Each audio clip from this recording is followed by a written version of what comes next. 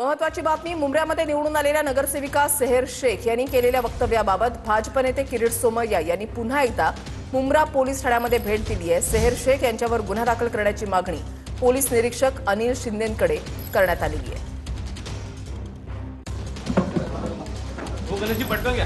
इथे दृश्य आपण पाहताय, किरीट सोमय्या मुंब्रा पोलीस ठाण्यामध्ये पोहोचलेले आहेत आणि एमएमच्या विजयी उमेदवार नगरसेविका सेहर शेख यांनी जे वक्तव्य केलेलं होतं, जे की विजयी सभा घेतलेली होती आणि त्याच्यामध्ये त्यांनी जे वक्तव्य केलेलं होतं त्या वक्तव्यावर आक्षेप घेत किरीट सोमय्या हे आता थेट मुंब्र्यामध्ये पोहोचलेले आहेत आणि सेहर शेख यांच्यावर गुन्हा दाखल करण्याची मागणी त्यांच्याकडून करण्यात आलेली आहे।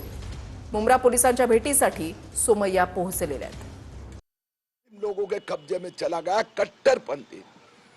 हमारी शिकायत के बाद में पुलिस ने 2 बार शहर को पुलिस स्टेशन बुलाया और अब शहर ने माफीनामा लिख के दिया है, जिसमें उसने स्पष्ट लिखा है कि मेरे भाषण के कारण कुछ लोगों की भावना को दुख पहुंचा है, मैं माफी मांगती हूं। शहर 22 साल की है, नौजवान है, इसलिए हमने भी माफीनामा का स्वीकार किया है।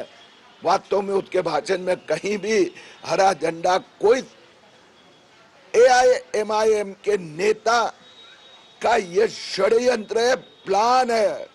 मालेगांव को हरा किया, मानकुट को हरा किया, मुंब्रा हरा होने पर है और अब मुंबई की बारी है इस प्रकार की, जो उनकी प्रवृत्ति को देवेंद्र फडणवीस सरकार चलने नहीं देंगे।